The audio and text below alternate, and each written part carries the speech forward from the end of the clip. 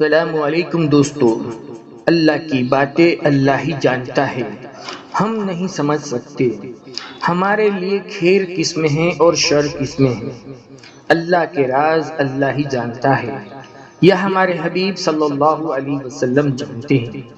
یہ جان رکھے کہ ہم مشیت الہی کو نہیں سمجھ سکتے، بلکہ ہم تو اپنی مشیت کو بھی نہیں جان سکتے۔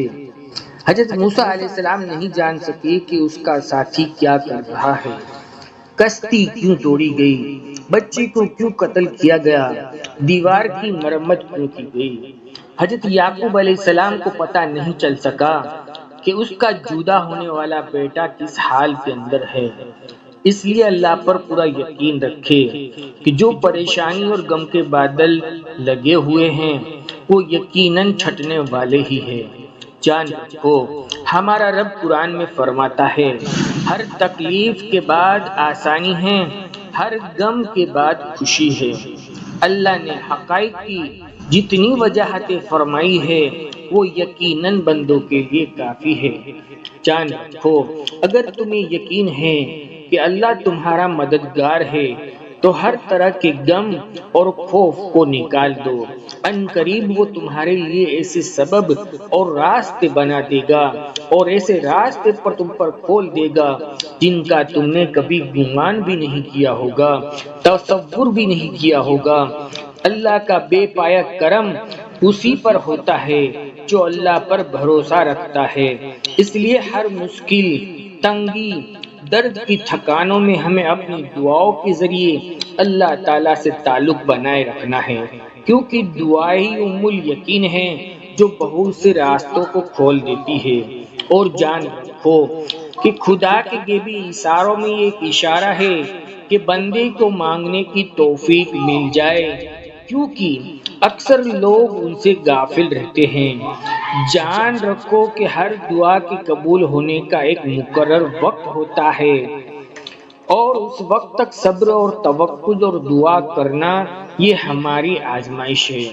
جان رکھو کہ دعا کی قبولیت کے 4 پہلو ہوتے ہیں، یا تو دعائیں فوراً قبول ہوتی ہے، یا آخرت کے لیے ذخیرہ کر لی جاتی ہے، یا تو کوئی مصیبت کو ٹال دیتی ہے، یا جو مانگا ہے اس کے بدلے میں دوسری چیزیں مل جاتی ہیں۔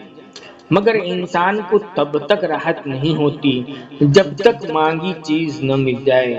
جان رکھو کہ جب دعا کا دورانیہ پڑ جائے تو سمجھ لو کہ اللہ آپ سے راضی ہو گیا ہے اور بہت جلد آپ کے لیے خوشحالی کے فیصلے ہونے والے ہیں، سوائے اس کے کہ آپ نے کوئی حرام چیز نہ مانگی ہو، نہ حرام چیز کھائی ہو، کیونکہ ان کی دعائیں قبول نہیں ہوتی۔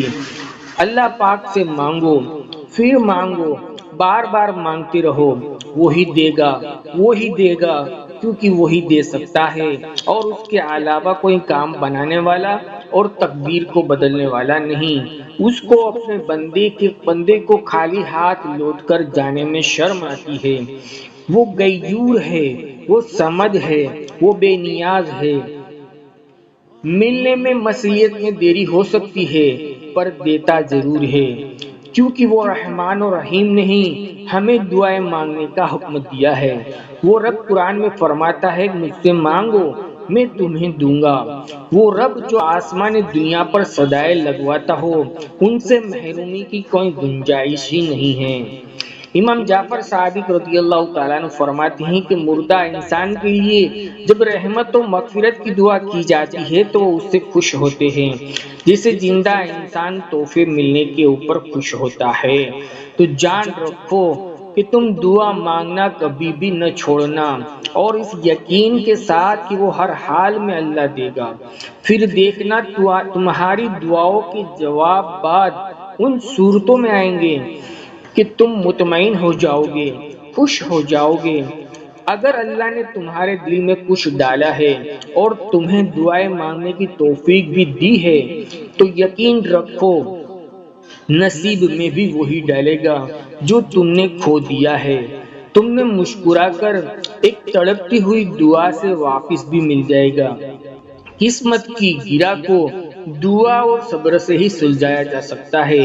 بے صبری اور پریشانی سے یہ گرہ مزید الجھ سکتی ہے۔ رسول کریم صلی اللہ تعالی علیہ وسلم نے ارشاد فرمایا کہ دعا کرتے وقت چھینکا آنا سعادت مندی ہے۔ ہماری دعا آپ کے لیے ہے۔ اللہ تعالیٰ آپ کو خوشحال اور ہر حال میں سعاداب رکھے۔ اگر اس ویڈیو نے آپ کے دل میں اثر کیا ہے تو اسے زیادہ سے زیادہ لائک اور شیئر کریں، اچھا کومنٹ ضرور لکھیں۔ زندگی رہی تو انشاءاللہ پھر ملیں گے ایک نئی ویڈیو کے ساتھ، تب تک کے لیے اللہ حافظ۔ السلام علیکم ورحمۃ اللہ وبرکاتہ۔